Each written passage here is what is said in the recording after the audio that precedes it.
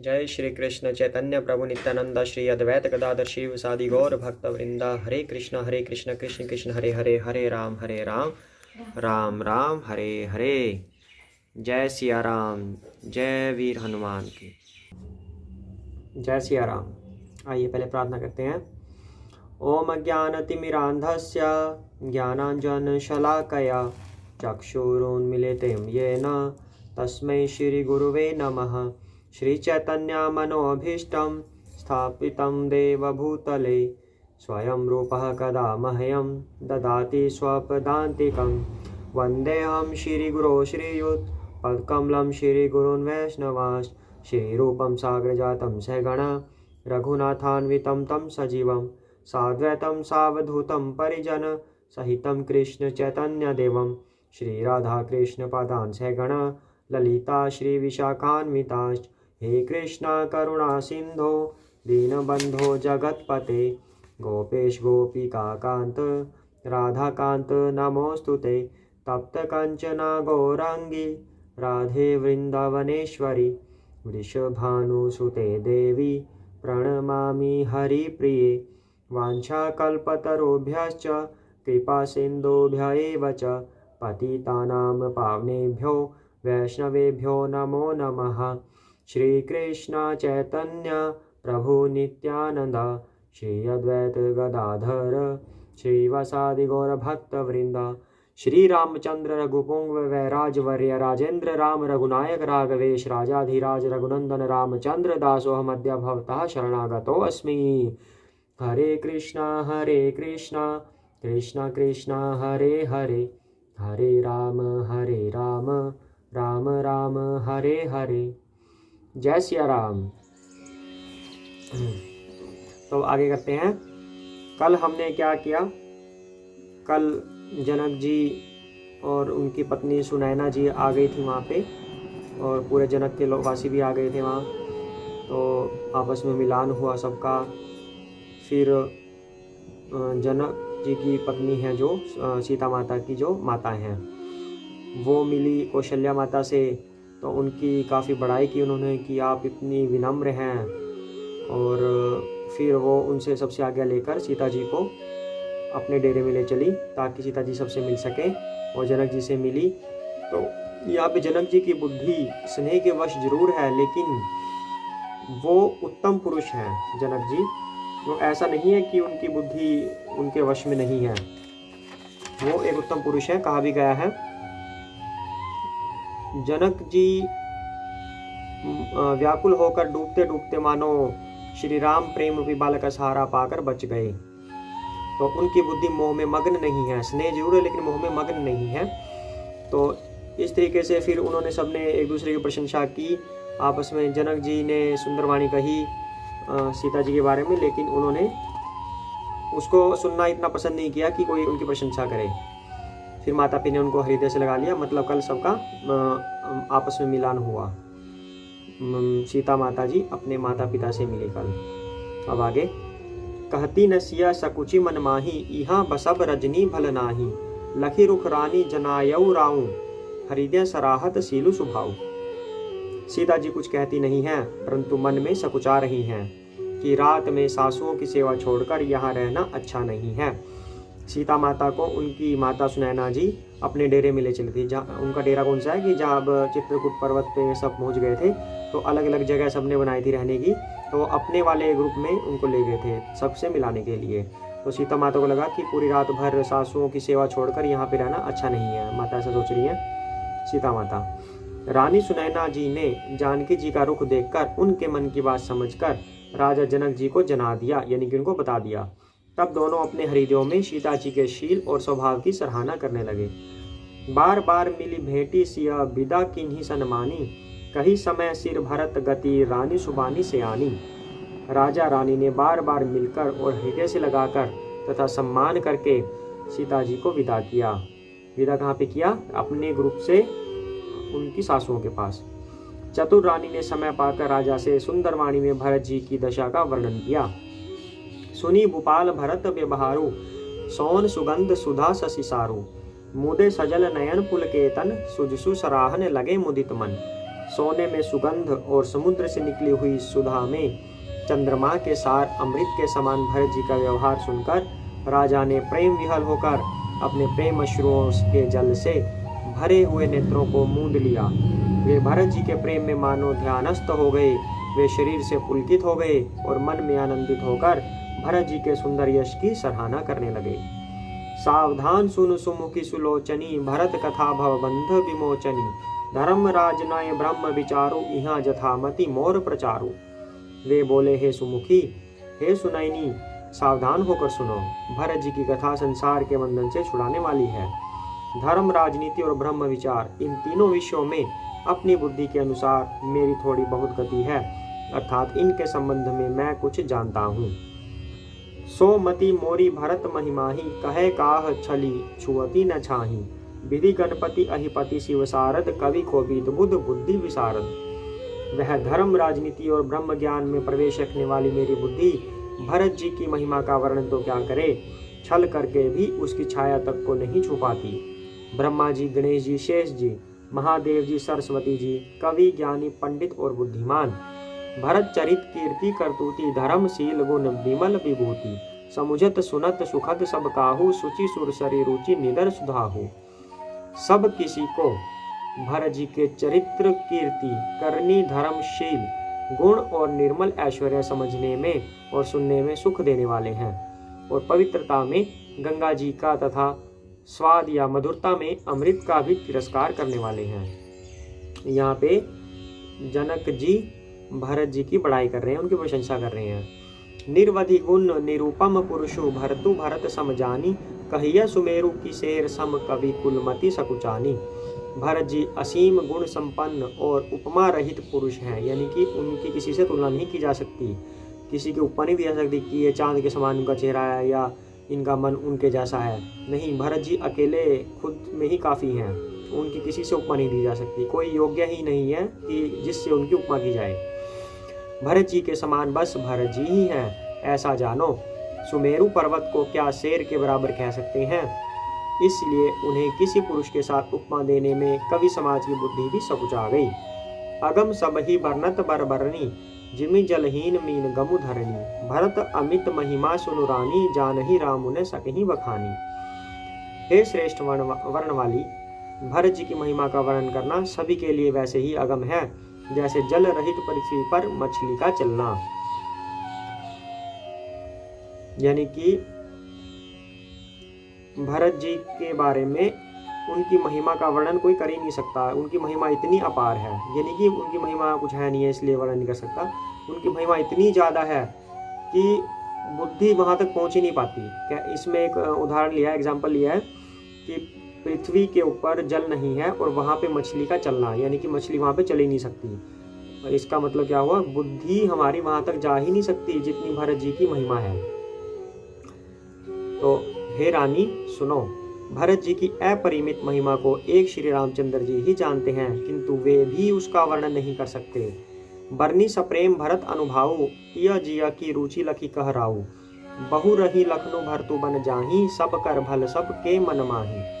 इस प्रकार प्रेम पूर्वक भरत जी के प्रभाव का वर्णन करके फिर पत्नी के मन की रुचि जानकर राजा ने कहा, लक्ष्मण जी लौट जाएं और भरत जी वन को जाएं, इसमें सभी का भला है और यही सबके मन में है। देवी परंतु भरत रघुबर की, प्रीति प्रतीति जाय नहीं तरकी। भरतु अवधि स्नेह ममता की, यद्यपि रामु सीम समता की। परंतु हे देवी, भरत जी और श्री रामचंद्र जी का प्रेम और एक दूसरे पर विश्वास बुद्धि और विचार की सीमा में नहीं आ सकता। यानी कि उनका जो प्रेम है और विश्वास है वो बुद्धि में नहीं आ सकता, विचार तर्क संगत बात नहीं है, वो इतना अपार है उनका प्रेम। यद्यपि श्री रामचंद्र जी समता की सीमा है, तथापि भरत जी प्रेम और ममता की सीमा है। परमारथ स्वार्थ सुख सारे, भरत न सपने हूँ मनहु निहारे। साधन सिद्धि राम पग नेहु, मोहि लखी परत भरत मत एहु। श्री रामचंद्र जी के प्रति अनन्य प्रेम को छोड़कर भरत जी ने समस्त परमार्थ, स्वार्थ और सुखों की ओर स्वप्न में भी मन से भी नहीं ताका है।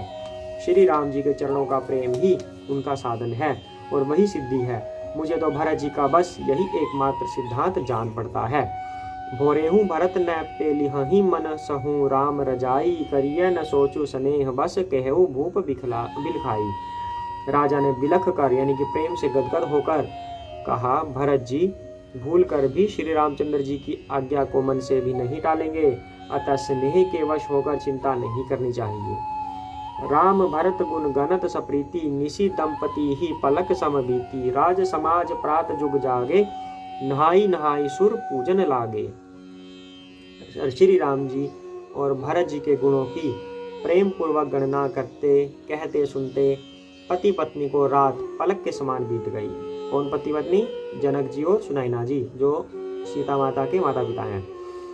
तो प्रातःकाल दोनों राज समाज जागे और नहा नहा कर देवताओं की पूजा करने लगे। गे नहाई गुर पही रघुराई बंदी चरण बोले रुख पाई। नाथ भरतपुर जन महतारी शोक बिकल बनवास दुखारी। श्री रघुनाथ जी स्नान करके गुरु वशिष्ठ जी के पास गए और चरणों की वंदना करके उनका रुख पाकर बोले, हे नाथ, भरत अवधपुरवासी तथा माताएं सब शोक से व्याकुल और वनवास से दुखी हैं। सहित समाज राव मिथिलेशु बहुत दिवस भय सहत कलेशु। उचित होई सोई कीजिए नाथा हित सब ही कर रोरे हाथा। मिथिलापति राजा जनक जी को भी समाज सहित क्लेश सहते बहुत दिन हो गए, इसलिए हे नाथ जो उचित हो वही कीजिए, आप ही के हाथ सभी का हित है। अस कही अति सकुचे रघुराऊ मुनि पुल के लखी सीलु सुभाऊ। तुम बिनु राम सकल सुख साजा नरक सरिस दोहु राज समाजा। ऐसा कहकर श्री रघुनाथ जी अत्यंत ही सकुचा गए।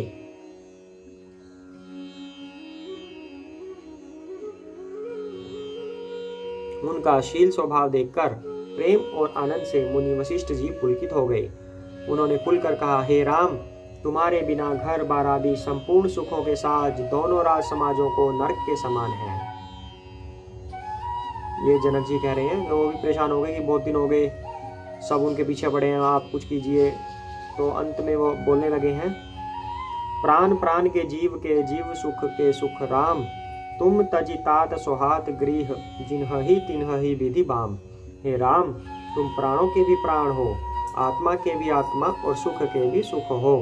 हे तात, तुम्हें छोड़कर जिन्हें घर सुहाता है उन्हें विधाता विपरीत है। इसका मतलब क्या है कि तुम सबके प्रिय हो, अगर किसी को तुमसे भी प्रिय कुछ और लग रहा है कि घर बार वगैरह ऐसा, तो इसका मतलब यह है कि विधाता उसके अगेंस्ट हो गए हैं, उनके ऊपर कृपा नहीं रही। सो सुखु कर्मु धर्मु जरि जाऊं जहाँ न राम पद पंकज भाऊ।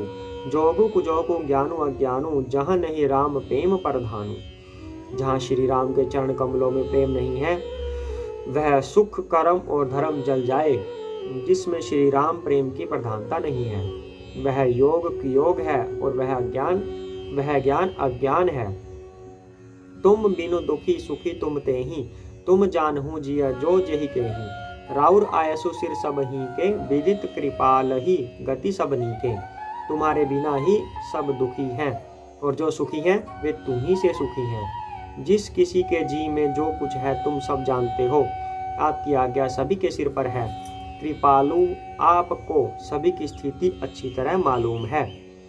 अब इस बात का प्रमाण क्या है जो जनक जी कह रहे हैं कि तुम सबके स्वामी हो, तुम्हें सबके हृदय का पता है। इस बात का प्रमाण क्या है? इस बात का प्रमाण हम पहले डिस्कस कर चुके हैं। श्री कृष्ण श्री राम, इन्हीं से विष्णु जी विस्तृत हुए हैं। इनका शरीर दिव्य है और 3 प्रकार के विष्णु होते हैं। हमने पहले डिस्कशन किया था ये 3 प्रकार के विष्णु। पहले महाविष्णु, फिर गर्भोदक्षाय विष्णु, फिर क्षीरोदक्षाय विष्णु।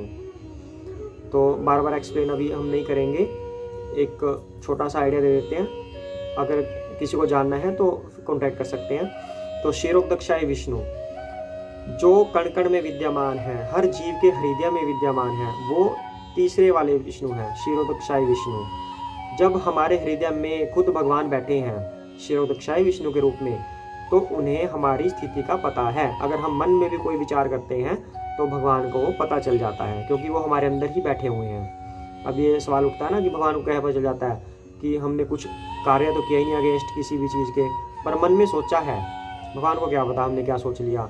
वो इसीलिए पता है क्योंकि वो हमारे हृदय में बैठे हुए हैं। अगर हम कुछ भी विचार करते हैं तो पहले भगवान को पता चलता है, बाद में हमारे माइंड तक पहुंचता है वो। तो इसलिए यहाँ पे जनक जी कह रहे हैं कि आपको सबकी मनस्थिति पता है, ये इस बात का प्रमाण है। तो आपू आश्रम ही धार्य पाऊ, भयऊ स्नेह शिथिल मुनिराऊ, करी प्रणामु तब रामु सिधाए, ऋषि धरि धीर जनक पही आए। अतः आप आश्रम को पधारिए। इतना कह मुनिराज स्नेह से शिथिल हो गए। तब श्री राम जी प्रणाम करके चले गए और ऋषि वशिष्ठ जी धीरज धरकर जनक जी के पास आए। राम बचन गुरु निरिपहि सुनाए, शील स्नेह सुभाय सुहाए, महाराज अब कीजिए सोई, सब कर धर्म सहित हित होई। गुरु जी ने श्री रामचंद्र जी के शील और स्नेह से युक्त स्वभाव से ही सुंदर वचन राजा जनक जी को सुनाए और कहा, महाराज अब वही कीजिए जिसमें सबका धर्म सहित हित हो। ज्ञान निधान सुजान सुचि, धर्म धीर नरपाल, तुम बिनु असमंजस समन को, समरत एहि काल। हे राजन, तुम ज्ञान के भंडार, सुजान, पवित्र और धर्म में धीर हो। इस समय तुम्हारे बिना इस दुविधा को दूर करने में और कौन समर्थ है। वो सब जो वहाँ पे विराजमान थे, गुरु वशिष्ठ जी, भरत जी, पूरे अयोध्यावासी और निषाद राज गुह, सब पहले से ही एक दूसरे के ऊपर बात टाल रहे थे कि आप कुछ कीजिए। भरत जी बार बार गुरु जी से कह रहे थे कि गुरु जी आपकी बात तो श्री राम जी नहीं मना करेंगे, आप उन्हें आदेश दीजिए। गुरु जी खुद सोच रहे हैं कि मैं ऐसी बात कैसे कहूँ उनसे जो वो बात मानने को राजी ना हो। तो वो भरत जी को कह रहे थे कि तुम छोटे भाई हो, तुम्हारी बात नहीं मना करेंगे। इस तरीके से अब गुरु जी को जनक जी मिल गए कि अब आप कुछ करिए, आपकी बात नहीं टालेंगे। इसलिए वो एक दूसरे पर इस बात को थोप रहे थे कि आप श्री राम से बात कीजिए। तो अब गुरु जी जनक जी से कह रहे हैं, आप वही कीजिए जिसमें सबका हित हो। तो ज्ञान निधान सुजान सुचि, धर्म धीर नरपाल, तुम बिनु असमंजस समन को, समर्थ ही काल। हे राजन, तुम ज्ञान के भंडार, सुजान, पवित्र, धर्म में धीर हो। इस समय तुम्हारे बिना कोई दूसरा नहीं है जो इस दुविधा को दूर कर सके।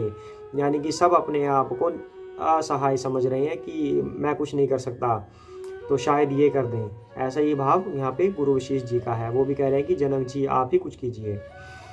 सुनि मुनि बचन जनक अनुरागे, लखी गति ज्ञानु विरागु विरागे, शिथिल स्नेह गुणत मन माही, आए इहाँ किन भल नाही। मुनि वशिष्ठ जी के वचन सुनकर जनक जी प्रेम में मग्न हो गए। उनकी दशा देखकर ज्ञान और वैराग्य को भी वैराग्य हो गया, अर्थात उनके ज्ञान वैराग्य छूट से गए। वे प्रेम से शीतल हो गए और मन में विचार करने लगे कि हम यहाँ आए यह अच्छा नहीं किया। राम ही राया कहेऊ बन जाना, किन्ह आपु प्रिय प्रेम परवाना। हम अब बन ते बन ही पठाई, प्रमुदित फिर अब विवेक बढ़ाई। राजा दशरथ जी ने श्री राम जी को वन जाने के लिए कहा और स्वयं अपने प्रिय के प्रेम को प्रमाणित कर दिया।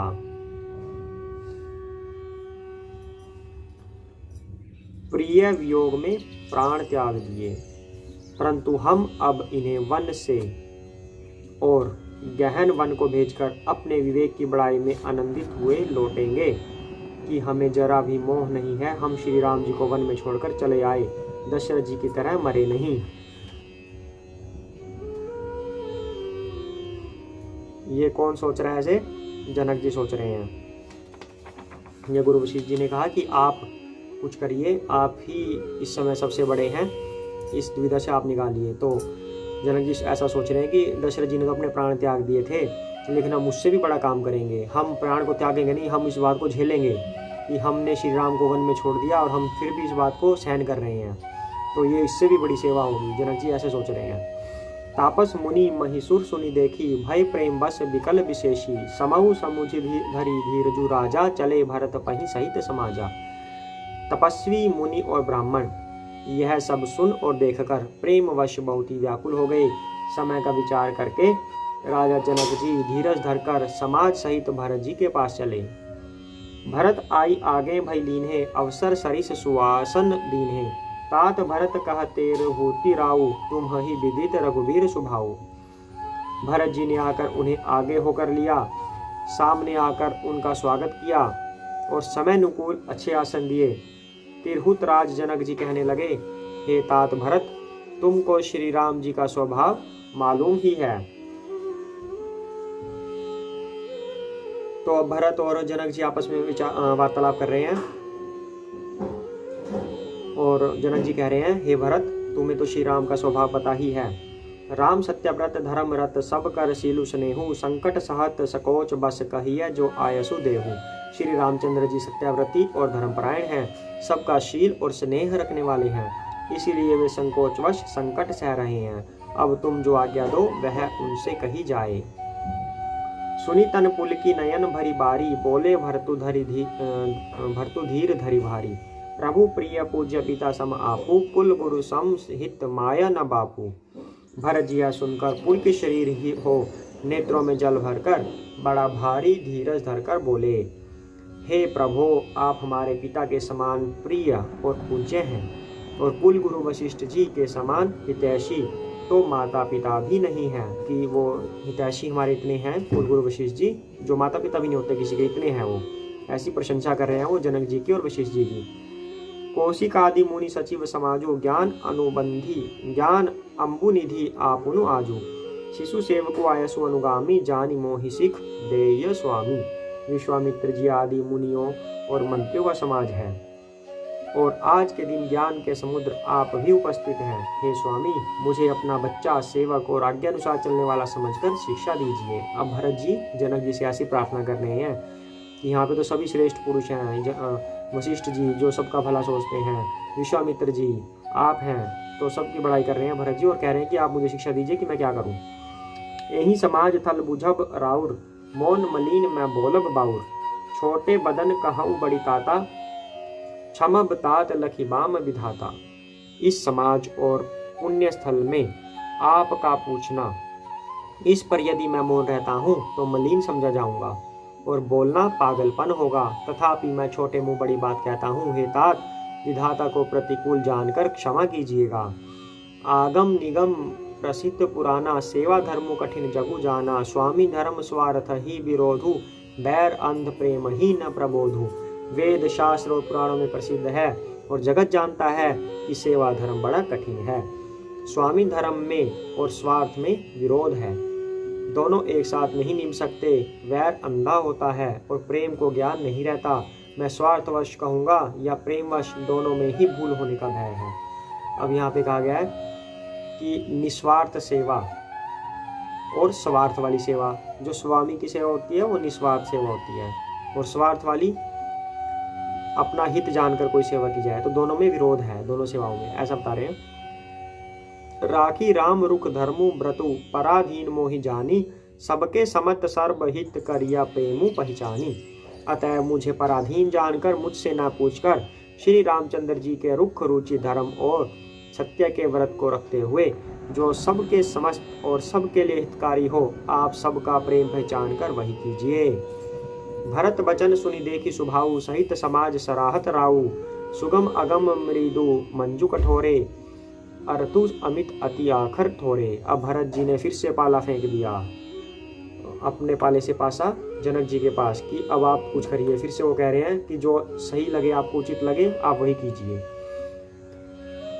क्योंकि सभी कंफ्यूज हो रहे हैं कि आखिर किया क्या जाए, राम जी को कैसे मनाया जाए। सीधे सीधे बोल देंगे राम जी मानेंगे तो है नहीं, तो सोच विचार कर रहे हैं, एक दूसरे की प्रशंसा कर रहे हैं, बड़ाई कर रहे हैं और एक दूसरे को बोल रहे हैं कि आप कुछ कीजिए, आप ज्ञानी हैं।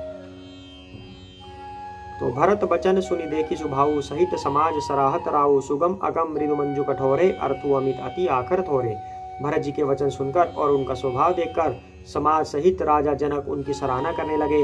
भरत जी के वचन सुगम और अगम, सुंदर, कोमल और कठोर हैं। उनमें अक्षर थोड़े हैं परंतु अर्थ अत्यंत अपार भरा हुआ है, यानी कि कम बोल के उसका मीनिंग बहुत बड़ा निकलता है। जो मुकु मुकुर मुकुरु निज पानी, गही न जाय अस अद्भुत बानी। भूप भरतु मुनि सहित समाजु, गे जहाँ विबुध कुमुद द्विज राजू। जैसे मुख का प्रतिबिंब दर्पण में दिखता है और दर्पण अपने हाथ में है, फिर भी वह मुख का प्रतिबिंब पकड़ा नहीं जाता, इसी प्रकार भरत जी की अद्भुत वाणी भी पकड़ में नहीं आती।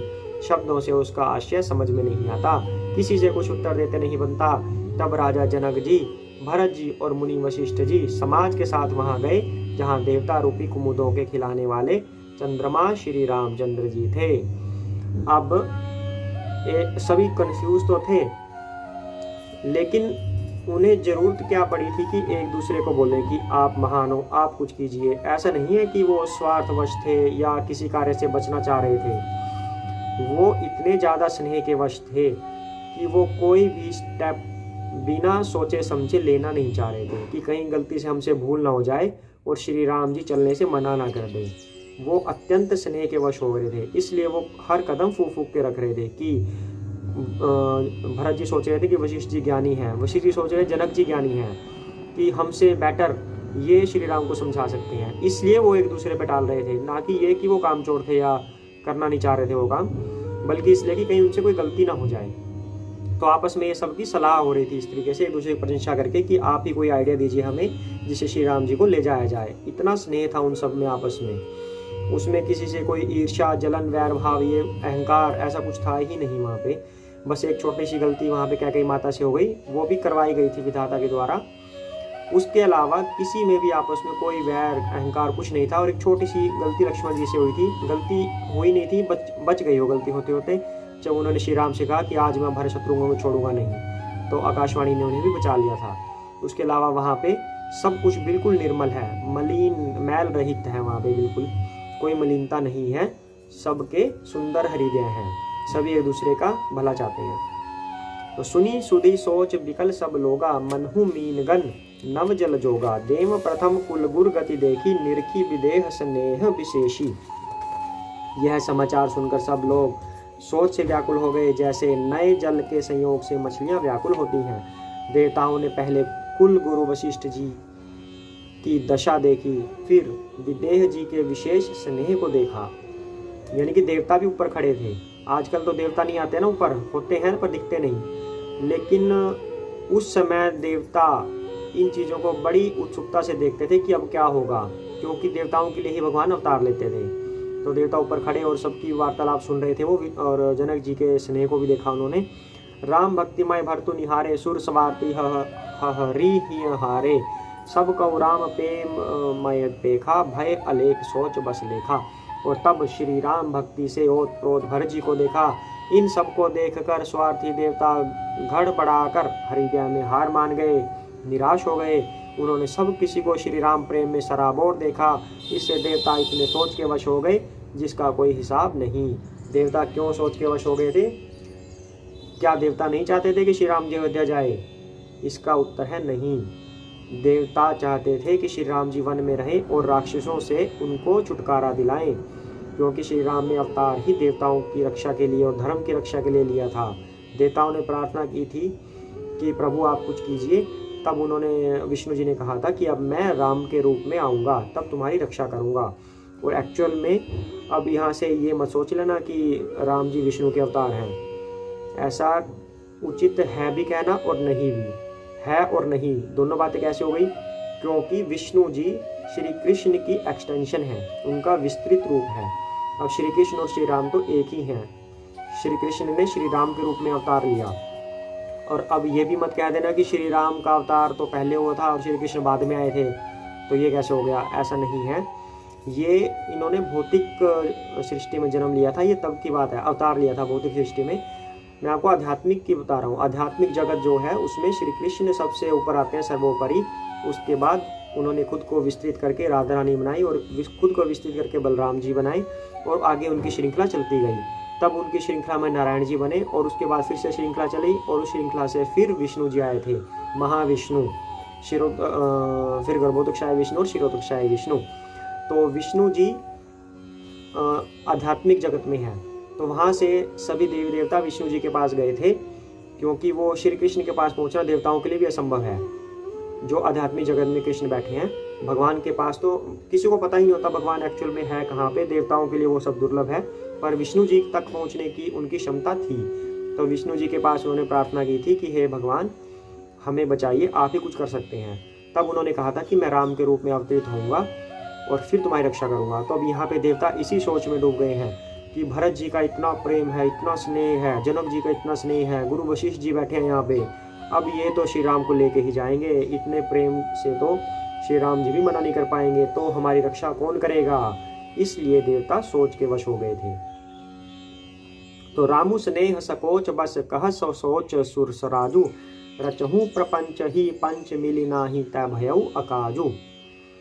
देवराज इंद्र सोच में भरकर कहने लगे कि श्री रामचंद्र जी तो स्नेह और संकोच के वश में हैं, इसलिए सब लोग मिलकर कुछ प्रपंच रचो, नहीं तो काम बिगड़ा ही समझो। अब इंद्र फिर से गड़बड़ करने लग गए।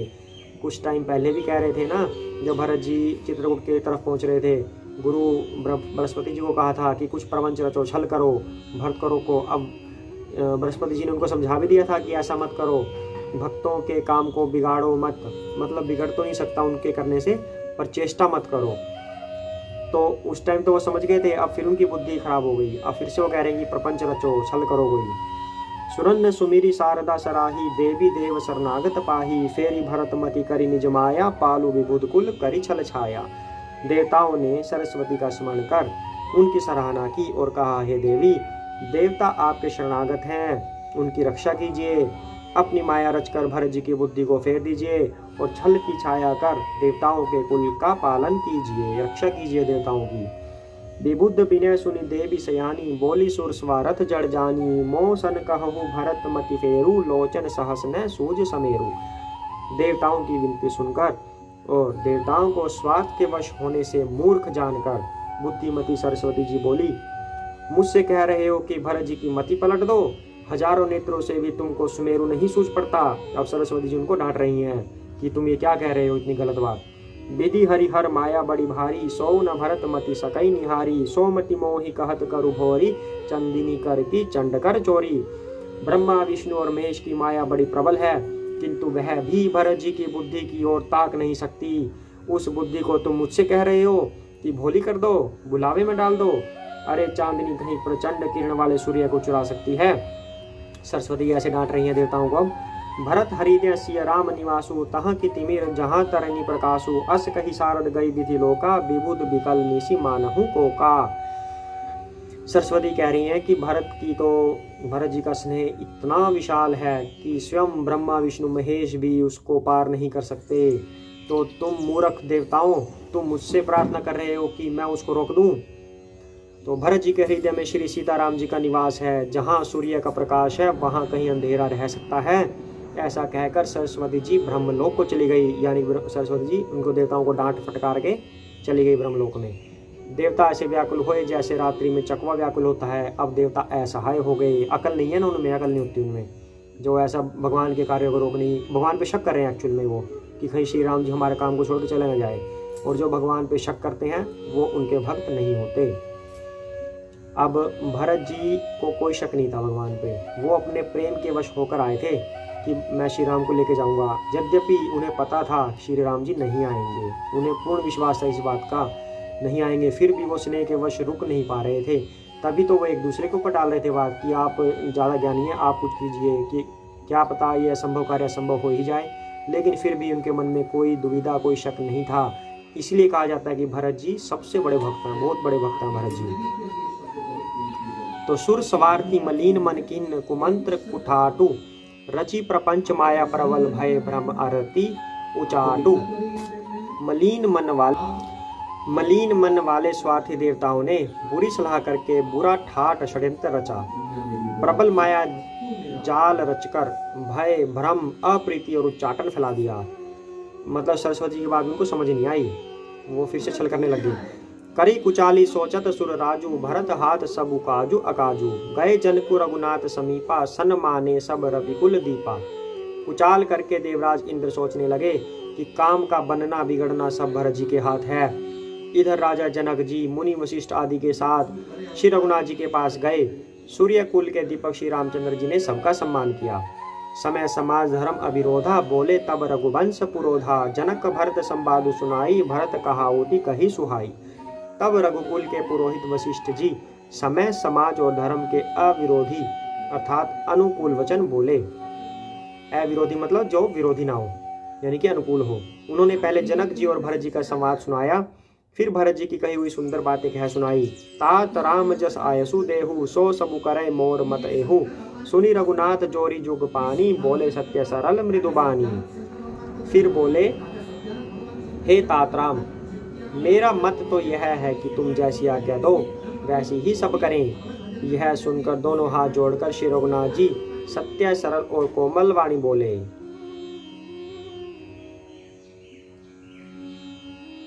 वशिष्ठ जी कह रहे हैं ऐसे कि राम को कह रहे हैं, श्री राम को, कि मेरा मत यह है कि तुम जैसे आगे दो सब वैसे ही करें। विद्यमान आपुनि मिथिलेशु मोर कहब सब भांति भदेशु राउर राय रजायसु होई राउरी सफत सही सिर सोई। आपके और मिथिलेश्वर जनक जी के विद्यमान रहते मेरा कुछ कहना सब प्रकार से भद्दा है।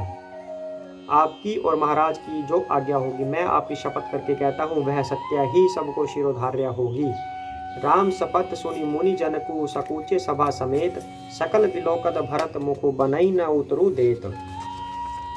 श्री रामचंद्र जी की शपथ सुनकर सभा समेत मुनि और जनक जी सकुचा गए, स्तंभित रह गए, किसी से उत्तर देते नहीं बनता। सब लोग भरत जी का मुंह ताक रहे हैं। आज के लिए इतना ही करते हैं। जय श्री राम। जय सिया राम, जय सिया राम, जय सिया राम, जय सिया राम, जय सिया राम, जय सिया राम, जय सिया राम, जय सिया राम, जय सिया राम, जय सिया राम, जय सिया राम, जय सिया राम, जय सिया राम, जय सिया राम, जय सिया राम, जय सिया राम। जय श्री कृष्ण चैतन्य प्रभु नित्यानंद श्री अद्वैत गदाधर शिव सादि गौर भक्त वृंद। हरे कृष्ण कृष्ण कृष्ण हरे हरे, हरे राम राम राम हरे हरे। जय सिया राम। अयोध्या वासी राम राम, दशरथ नंदन